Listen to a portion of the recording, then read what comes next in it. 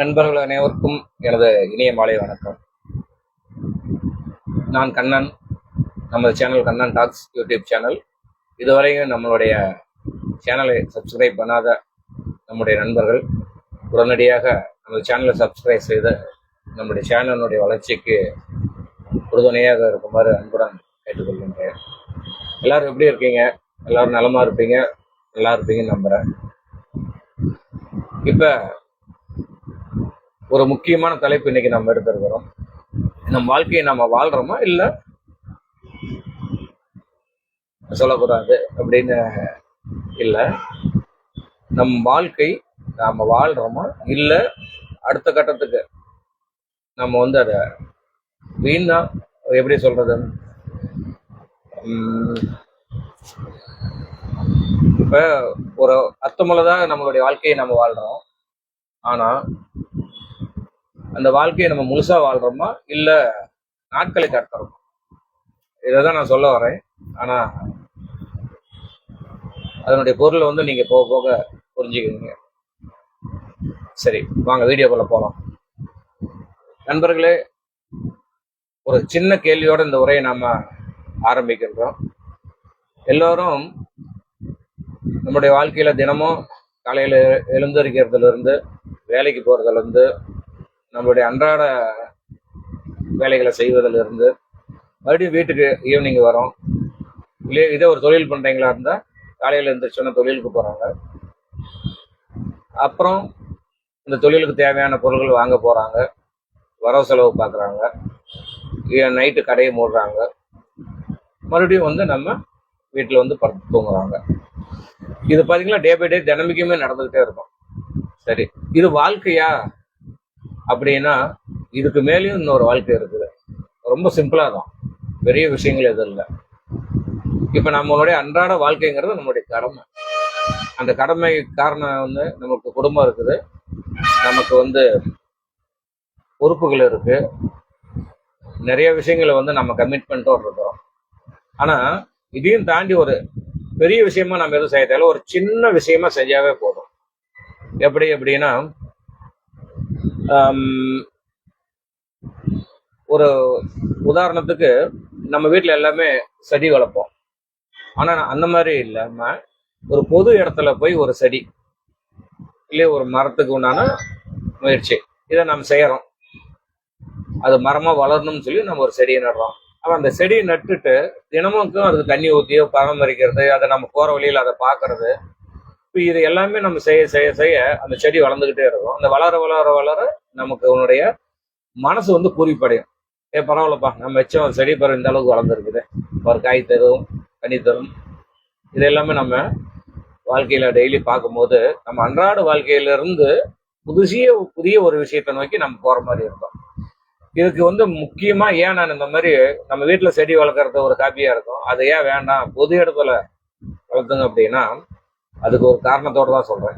இப்ப நம்ம குடும்பத்துல நம்மளை சுத்தி நிறைய பேர் இருப்பாங்க. நம்ம குடும்ப வாழ்க்கை மட்டும் இல்லாம நம்முடைய உறவினர்கள் இருப்பாங்க, நண்பர்கள் இருப்பாங்க, சொந்தக்காரர் இருப்பாங்க. அவங்களுக்கு எல்லாமே நம்ம சில சில விஷயங்கள் உதவி பண்ணுவோம், கண்டிப்பா பண்ணுவோம்.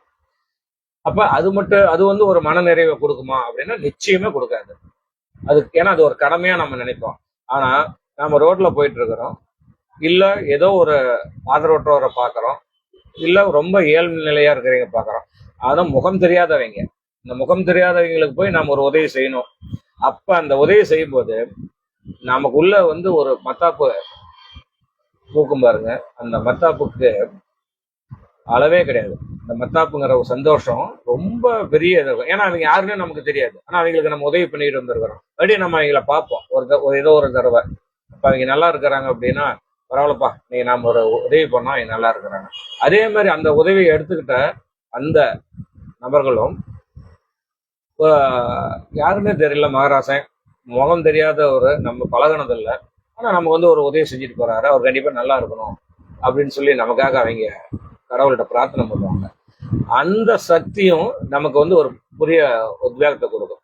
அதுக்காக தான் நான் அந்த செடியை வந்து வீட்டுல வளர்க்காம பொது இடத்துல வளர்த்து அதை பார்க்கும்போது நம்மளுக்கு என்ன குறிப்பு வருமோ அதே போலதான் நம்மளுடைய சுற்றத்துல இருக்கிறவங்களுக்கு, நண்பர்களுக்கோ, உறவினர்களுக்கோ ஒரு விஷயத்த செஞ்சு அதை செய்யாம நம்மளுக்கு யாருன்னே தெரியாம அறிமுகம் இல்லாத முகம் தெரியாத ஒரு குடும்பத்துக்கோ இல்லை ஒரு மனிதருக்கோ ஒருத்தருக்கோ நம்ம உதவி செய்யும் போது அது மிகப்பெரிய ஒரு உயரத்தை வந்து அடையும். அதே மாதிரிதான் இப்ப நம்ம வந்து தொடர்ச்சியா 30 நாளும் நம்மளுடைய அன்றாட விஷயங்களை நீங்க அப்படியே நோட் பண்ணிக்கிட்டே வாங்க. நோட் பண்ணிக்கிட்டே வந்தீங்க அப்படின்னா ஒரு விஷயம் புலப்புறோம். ஒரு 30 நாளைக்கு ஏன் நான் அதை சொல்றோம் அப்படின்னா, டெய்லி காலையில எந்திரிக்கிறோம், நம்மளுடைய கடமையை செய்யறோம், சாப்பிட்றோம், அப்புறம் நம்மளுக்கு என்னென்ன வேலைகள் இருக்கு அதை செய்யறோம், இரவு வந்து வீட்டில் படுத்துவோம். இதை பத்திகளை கம்பல்சரியா இருக்கும். இதுக்கு இடையில வந்து நம்ம சின்ன சின்ன விஷயங்கள் நம்ம குடும்பத்தோட நாம சேர்ந்து பயணம் பண்ணுவோம், அவங்களுக்கு சில விஷயங்கள் செய்வோம். இது எல்லாமே நான் நினைக்கிறது, இது எல்லாமே நம்மளுடைய கடமையா தான் நான் நினைக்கிறேன். ஆனால் இப்ப நம்ம போயிட்டு இருக்கிறோம், ஒரு ஸ்கூல்ல ஒரு சின்ன பையன் படிக்க போறான், ரொம்ப ஏழ்மை நிலையா இருக்கிறான். அவனுடைய பார்க்கறான், அவனுக்கு ஒரு சரியான உடைகள் இல்லை, ஒரு நல்ல பேக் இல்லை, ஒரு நல்ல ஷூ இல்லை அப்படின்னா நம்ம ஒன்றும் பெரிய விஷயங்களை செய்ய தேவையில்லை. ஒரு 500 ரூபாயில் ஒரு 1000 ரூபாய் போய் அவங்களுக்கு அந்த பையனை நாம வந்து ஒரு செஞ்சுட்டோம்னா அந்த பையனுடைய வாழ்க்கை உயரும். இது மாதிரி தான் நான் அந்த குழந்தைய மட்டும் சொல்லலை, இதே மாதிரி தான் அடுத்த கட்டத்தில் இருக்கிற பெரியவங்க, ஆதரவற்றவர்கள் யாருக்கா இருந்தாலும் சரி, நீங்க பணம் மட்டும் தான் கொடுத்து உதவி பண்ணணும் அப்படிங்கிறது இல்லை. நீங்க மனதளவுலையும் அவங்களுக்கு ஒரு சப்போர்ட்டா இருக்கலாம். ஏப்பா நான் பார்த்துக்கலாம்ப்பா, நீங்க நல்லபடி படிங்கப்பா அப்படிங்கலாம். இல்லை ஐயா நீங்க நல்லா இருங்க, நான் பார்த்துக்கிறேன், உங்களுக்கு என்ன உதவி வேணும், இது எல்லாமே கூட நம்ம வெளியில இருந்து வர அந்த ஒரு உதவிகள் மூலியமாவும் அந்த உதவியை நம்ம செய்யலாம்.